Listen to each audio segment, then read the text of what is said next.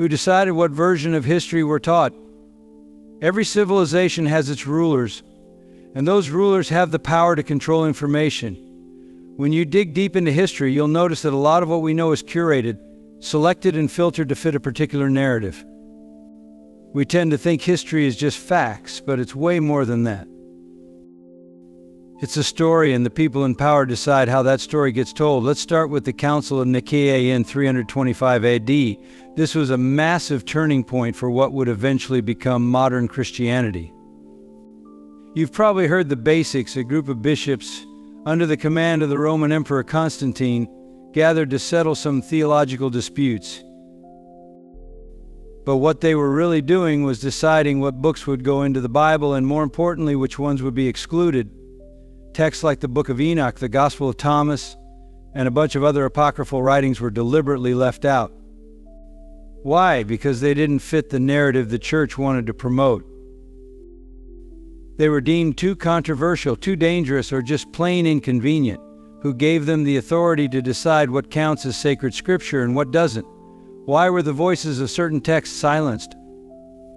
It's because the early church wasn't just about religion, it was about control. By choosing which text to include, the church could guide the beliefs of millions of people and in turn control how they viewed the world. That's how powerful controlling the narrative can be. This didn't just happen in religious texts, it happened with ancient history too. Take Egyptology, for example. For years, mainstream archaeologists dismissed any suggestion that the pyramids or the Sphinx could be older than we thought. They stuck with the conventional timeline. The pyramids were built around 2500 BC, period. But then you have evidence like water erosion on the Sphinx that suggests it could be way older. Scholars like Robert Schoch have argued that the Sphinx may date back to 10,000,000 year BC or earlier, but those ideas were ridiculed for decades. Why? Because admitting the pyramids or the Sphinx could be older would flip the established history upside down, and people don't like that. Institutions have a vested interest in keeping the timeline as is. If you control history, you control people's understanding of their origins. And it's not just ancient civilizations. Fast forward to modern history and we see the same thing happening.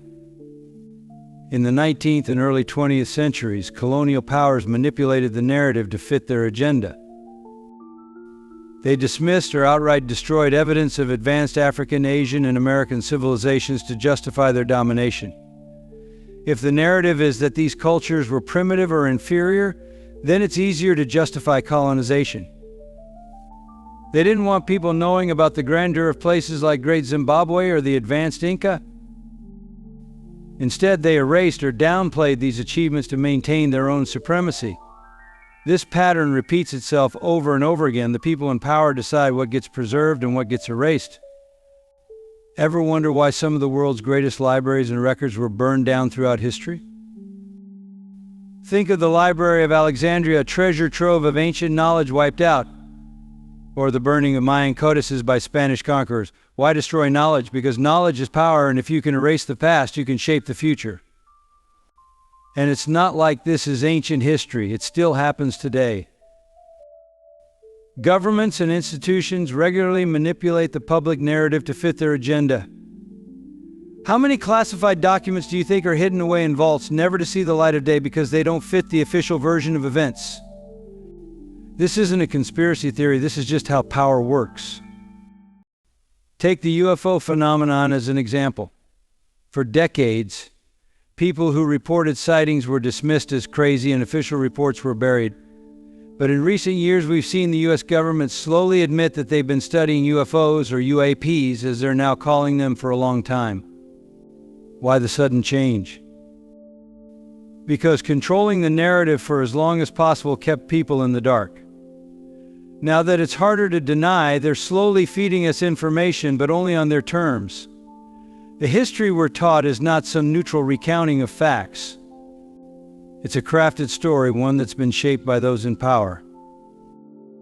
So when you're thinking about our origins, about where we came from and what's been hidden from us, don't just accept the official version, dig deeper. Ask yourself, who benefits from the version of history we've been given, and what are they not telling us? All right, buckle up because this is where things get wild. We've all been fed the same story, right?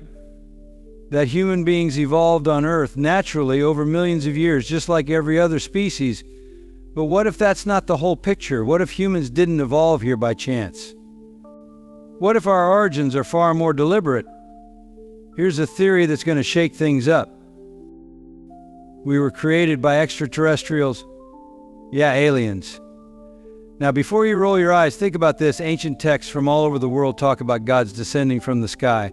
Look at the Sumerians, one of the earliest civilizations known to humankind. They had these gods called the Anunnaki, powerful beings who, according to their stories, came to Earth, mingled with humans, and bam, here we are. But are these gods just mythological figures, or were they extraterrestrial visitors? Take a look at the pyramids of Giza.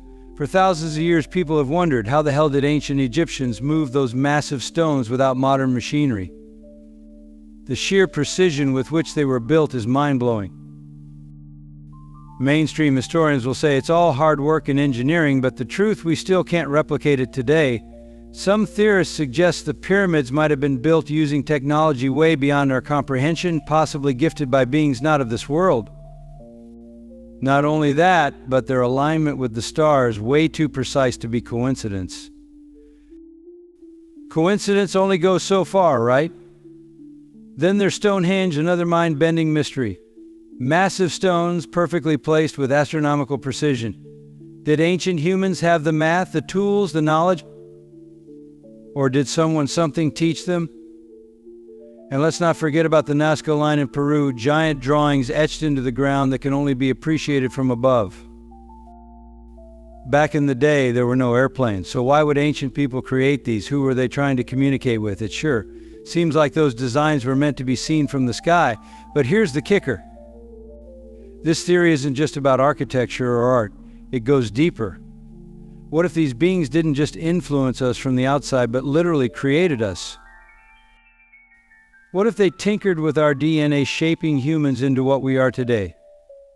There's something called the missing link in evolution. Scientists can't fully explain how Homo sapiens suddenly appeared with advanced cognitive abilities, culture, and society. We just kind of popped up. Was there an evolutionary leap, or did something intervene? Some researchers believe we were genetically modified by advanced extraterrestrials, hybridized, if you will, with some kind of cosmic DNA. It's the ancient astronaut theory, and it's a real possibility.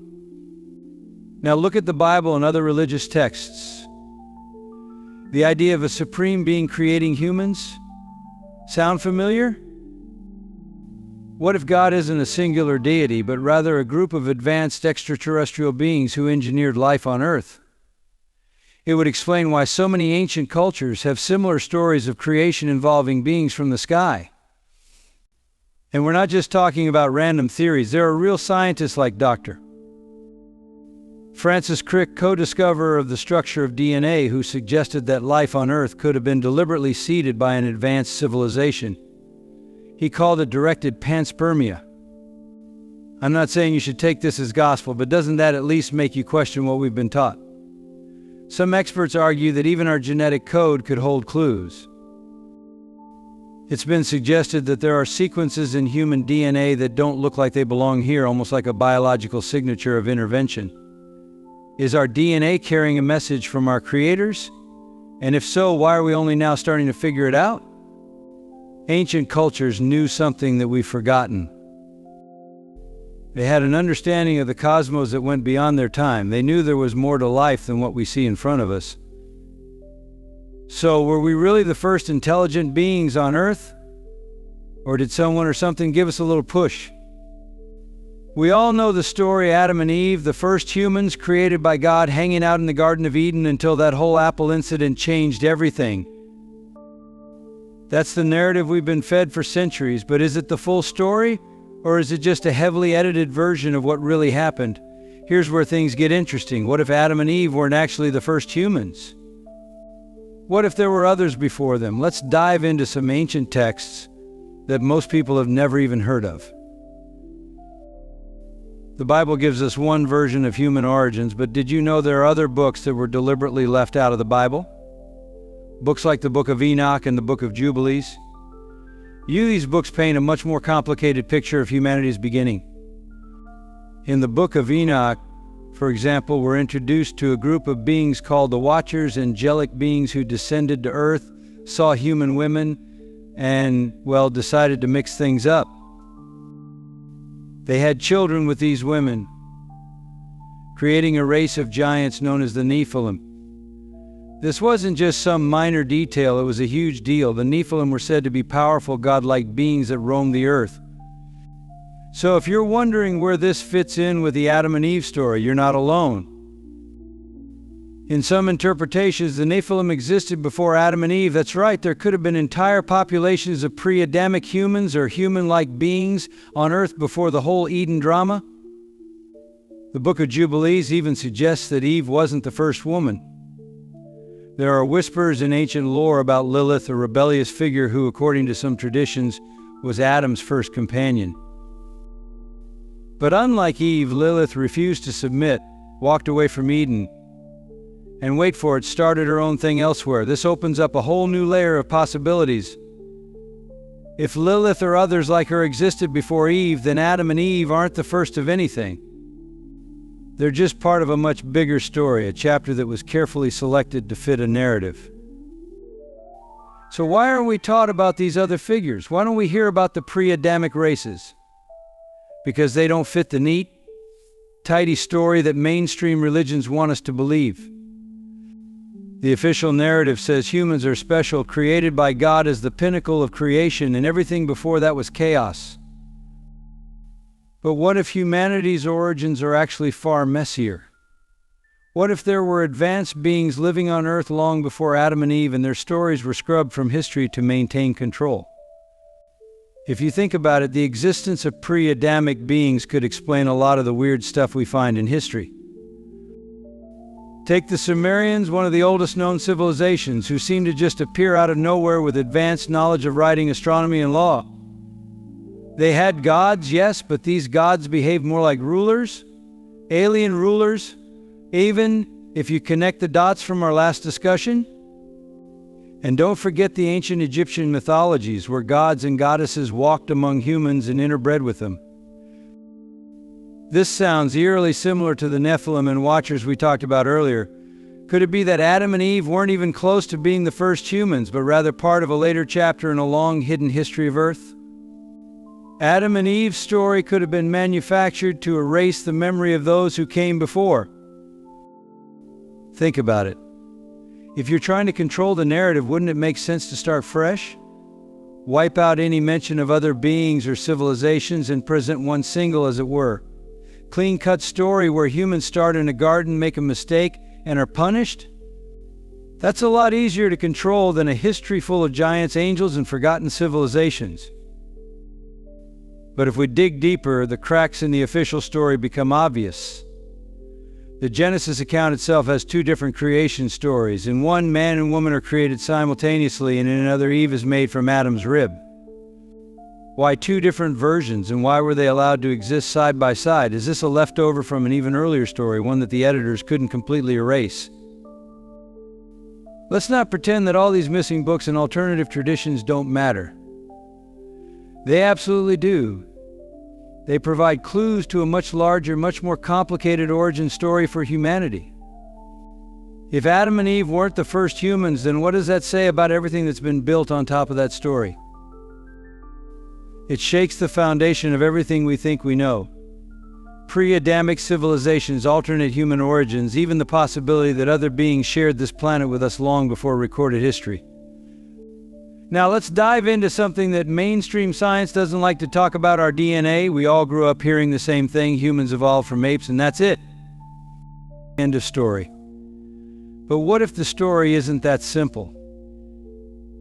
And I'm not talking about natural evolution here, I'm talking about genetic engineering. You see, when scientists look at the human genome, they find some weird stuff. There's this concept called the missing link, basically a gap in the fossil record that doesn't quite explain how we jumped from primitive hominids to modern humans with advanced thinking, language, and creativity. It's as if at some point something or someone tinkered with our genetics, Maybe we didn't evolve entirely on our own. Maybe we were engineered. Let's start with Neanderthals. For a long time, scientists thought that Neanderthals were a completely separate species that just died out. But then they looked deeper into our DNA and discovered something shocking. Modern humans carry Neanderthal genes. That means at some point our ancestors and Neanderthals interbred, creating hybrid offspring, but it doesn't stop there. New research shows that not only did humans interbreed with Neanderthals, but we also have traces of DNA from another mysterious group called the Denisovans, a species we barely even know anything about. Their remains were discovered in a cave in Siberia, and DNA testing revealed that some modern humans, particularly those from Asia and Oceania, carry Denisovan genes. And that raises a massive question: how many other species have we mixed with? What if humans are actually the result of a hybrid experiment that happened thousands of years ago with multiple hominid species contributing to the final product? Here's where things get even crazier. Some researchers believe that these genetic experiments weren't entirely natural. They argue that extraterrestrials might have played a role in upgrading early humans. The evidence? There are segments of human DNA that appear to have been intentionally altered. In other words, someone or something spliced into our genetic code at some point. This is what we call a genetic modification event, and it's not as far-fetched as it sounds. Take Dr. Francis Crick, the guy who discovered the double helix structure of DNA. He speculated that life on Earth, including humans, might have been seeded by an advanced extraterrestrial civilization. He wasn't just throwing ideas out there, he genuinely believed that life as we know it could have been engineered by intelligent beings. He even suggested that certain anomalies in our DNA could point to artificial origins. Think about that. The guy who literally discovered DNA believed we might be part of a grand cosmic experiment. And then there's the junk DNA problem. Scientists refer to parts of our genetic code as a junk DNA because they don't seem to have any obvious function. But is it really junk? Or is it something we just don't understand yet? Some researchers suggest that what we call junk DNA might actually be encoded information, a kind of biological signature from our creators. And if that's true, it changes everything we know about our origins. Now let's talk about evolution. Yes, Darwin's theory explains a lot, but there's one part that's always been a little sketchy: the sudden leap in human intelligence. One minute we're using stone tools, and the next we're creating art, building cities and writing complex languages. It's almost as if a switch got flipped. Evolution isn't supposed to work that fast, and yet here we are, conscious beings with technology that allows us to communicate across the planet, explore space, and even manipulate our own genetics. So what caused that leap? Was it natural selection, or did someone give us a push? Some believe that early humans encountered extraterrestrial visitors who passed on advanced knowledge or even tweaked our DNA to speed up our development. It would explain why so many ancient cultures have myths of gods coming down from the sky, teaching humanity the secrets of the universe. These gods weren't just spiritual beings, they were flesh and blood, technologically advanced beings who altered the course of human evolution. Think about the Sumerians, one of the earliest known civilizations. Their creation myths describe gods descending from the heavens and creating humans to serve them. But these gods, the Anunnaki, didn't just create humans, they made us to be intelligent workers, capable of following orders and advancing civilization. Some theorists argue that this myth could actually be a distorted memory of an extraterrestrial intervention, a time when our creators upgraded us for their own purposes. And here's the thing, modern science is catching up to these ancient ideas. With the discovery of CRISPR and other gene editing technologies, we know that it's possible to modify the DNA of living organisms. If we can do it now, why couldn't an advanced civilization have done it tens of thousands of years ago? What if humans were created using technology similar to CRISPR, but on a level we can't even comprehend? It's time to talk about the ancient stories that don't make it into your average history textbook. We've been taught that mythology is just fiction, a way for ancient people to explain the world around them. But what if these stories are not just myths? What if they are actually fragmented memories of real events that were later distorted into legends? Think about it, nearly every ancient culture has some kind of creation myth where gods came down from the sky and played a direct role in human affairs. Are we really supposed to believe that all these different cultures came up with the same basic story by coincidence? Let's start with the Sumerians. They're often credited with being the first civilization, and their gods, the Anunnaki, were said to have descended from the heavens. But here's the thing, these gods didn't just create humans, they ruled over them, teaching them how to build cities, write laws, and understand the stars. These gods sound less like divine beings and more like advanced visitors, don't they? The Anunnaki were described as physical beings, not some intangible spiritual forces. Could it be that they were real entities who had a hand in guiding early human development? Now let's take a look at the ancient Egyptians.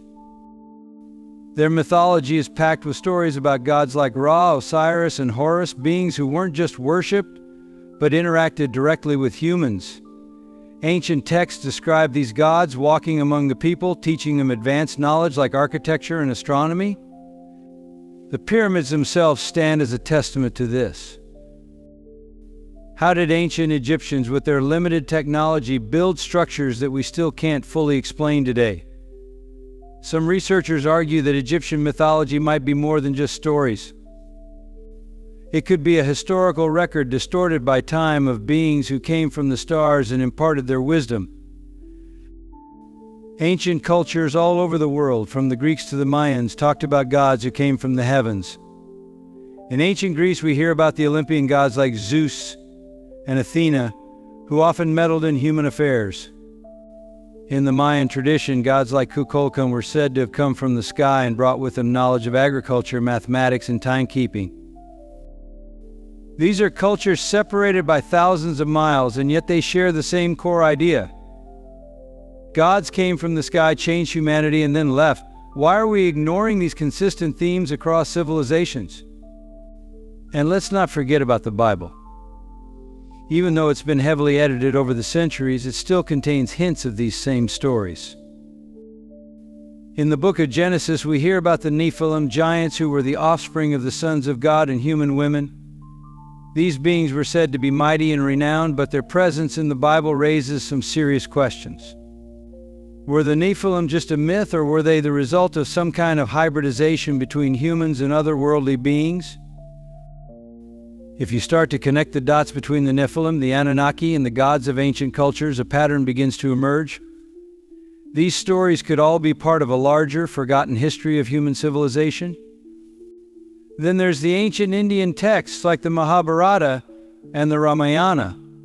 These epic poems are filled with tales of gods, battles in the sky, and weapons that sound suspiciously like modern technology. Flying machines called Weimarners are described in great detail, and some of the weaponry sounds a lot like nuclear bombs. Are we really supposed to believe that this is all just metaphor? Or could these be descriptions of real events, battles between advanced beings using technology that ancient humans simply couldn't understand? Mainstream historians like to dismiss these stories as pure mythology, but when the same themes pop up across the globe, you have to start asking questions. Why do so many ancient cultures share this same idea of gods descending from the sky and altering the course of human history? Why are there so many stories of advanced beings teaching early humans how to build, write, and understand the stars? And why are we so quick to assume that these stories have no basis in reality? Here's the thing, the official story of human history is missing some huge chunks. We've been taught that civilization as we know it began around 6,000 years ago with places like Sumer and ancient Egypt. But what if that's just a tiny piece of the puzzle? What if advanced civilizations existed long before that, and their achievements have been buried literally and figuratively? There's plenty of evidence that suggests humanity's story is way older and more complex than what mainstream historians are willing to admit. Let's start with Göbekli Tepe, a site in Turkey that completely rewrote the timeline of civilization.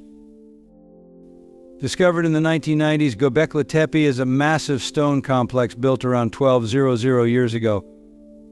That's 7 0,000 years before Stonehenge or the pyramids. We're talking about giant stone pillars intricately carved with animal motifs, all built by people who were supposed to be simple hunter-gatherers. How did they pull that off? The conventional narrative says organized civilization didn't exist until much later, but Göbekli Tepe blows that idea out of the water. And it wasn't just a fluke. This place was an active site for thousands of years before it was buried deliberately by its creators. Göbekli Tepe. Why would they go to such lengths to hide their own achievements? Then there's Puma Punku in Bolivia. This site is home to some of the most precise stonework ever seen, with massive blocks that look like they've been cut with lasers.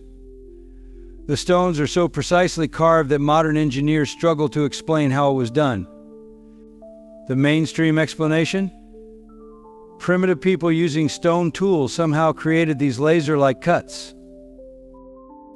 But come on, that doesn't add up. The stones at Puma Punku weigh hundreds of tons, and they fit together with microscopic precision. Who built this and how? And just as important, when did they do it? The conventional timeline puts it around 500 AD, but many researchers believe it's much older, possibly by thousands of years. Speaking of timelines that don't fit, let's talk about Atlantis. Now, I know what you're thinking, Atlantis is just a myth, right? But what if it's not? The story comes from Plato, one of the greatest philosophers of all time, who claimed that Atlantis was a highly advanced civilization that existed around 9,000 years before his time, which puts it somewhere around 11,000. Plato wasn't writing fantasy. He said he got the story from older sources. And here's the thing, Atlantis supposedly fell because of a massive cataclysm, a flood or earthquake that wiped out the entire civilization. Sound familiar? It lines up with what geologists call the Younger Dryas impact hypothesis, a theory that suggests a comet hit the Earth around 12,000 years ago, causing a sudden cooling period and massive floods. Could this be what wiped out Atlantis and other advanced civilizations? Let's not forget about Nanmadol, an ancient city built on top of a coral reef in Micronesia. This place is constructed with enormous basalt blocks, some weighing up to 50 tons, stacked like giant bricks. The city itself is made up of artificial islands linked by canals, earning it the nickname the Venice of the Pacific. The thing is, no one knows exactly how the stones were moved or who built it. Mainstream archaeologists say it was built between 1180 and 1200 AD, but the oral traditions of the islanders say the city was built by supernatural beings long before that. Did an advanced civilization with knowledge of building techniques we still don't understand exist in the Pacific long before history tells us? And then there's Baalbek in Lebanon. The site contains the largest stone blocks ever used in construction, some weighing over 1,000 tons. They're so big that modern cranes would have a hard time moving them, yet they're sitting in the foundation of a temple complex that's been standing for thousands of years. The Roman Empire gets credit for the temple, but those massive stone blocks, they predate the Romans by millennia. Who moved these stones and why were they placed there? So why don't we hear about these places in history class? Because they don't fit the narrative. If civilizations like Göbekli Tepe, Pima Punku, and Baalbek existed long before the official beginning of history, it throws everything we think we know into chaos. Historians and archaeologists have spent centuries building a tidy story about human progress, but these sites don't fit. Acknowledging them means admitting that our ancestors were far more advanced, far earlier than we ever imagined. The truth is, these aren't isolated incidents. All over the world there are anomalous sites, unexplained artifacts, and ancient structures that challenge the mainstream timeline.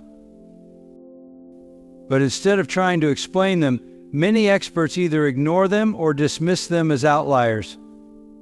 But these outliers are exactly what we should be paying attention to. They're clues that suggest lost civilizations once thrived on this planet, only to be wiped out by cataclysms or forgotten by time. All these clues, ancient texts, forgotten civilizations, unexplained structures, and hidden knowledge, they all point to one thing. Humanity's story is not what we've been told. But the question is, Why does this matter? Why should we care if there were civilizations before the ones we know, or if ancient myths might actually be true? Here's why: because knowing where we come from changes everything about where we're going. We've been living with a version of history that's been curated for us. From school textbooks to documentaries, we've been taught that humanity started small, evolved slowly, and only recently became capable of building great things. But what if we've been repeating cycles of greatness and destruction for millennia?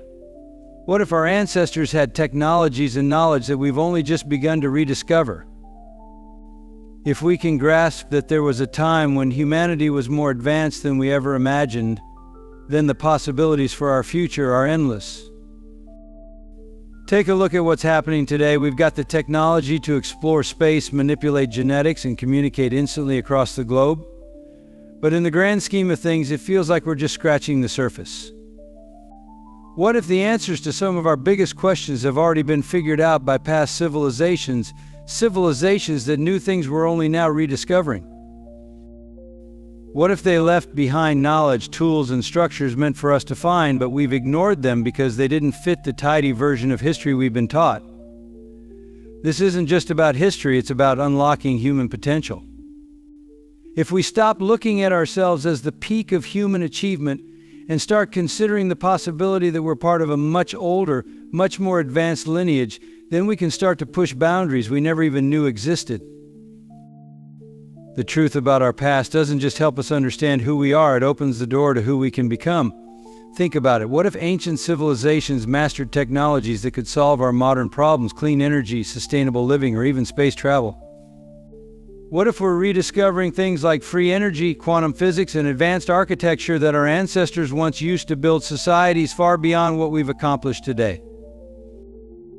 If we knew how they did it, we could leap forward as a species. But there's a reason this knowledge has been buried. Those in power have always had a vested interest in controlling the narrative. If we believe that we've always been primitive until now, then it's easier to keep us focused on the present, to make us think we're at the pinnacle of progress. But what happens when we break through that lie? When we start to question what's been hidden from us? When we realize that there's an entire history of human achievement, wisdom, and technology that we've barely tapped into? That's where we're headed. A new beginning. We're standing on the edge of a breakthrough, a time when we're rediscovering the ancient truths and using them to shape our future. It's up to us to be curious, to dig deeper, and to challenge the stories we've been told. The more we open our minds to the possibilities, the more we can unlock the potential of humanity. Thank you so much for watching and sticking with us through this journey. If you found this video thought-provoking, make sure to like, leave a comment, and subscribe for more content just like this. We really appreciate your time and your open mind. Together, we're uncovering the truth piece by piece. God bless us all.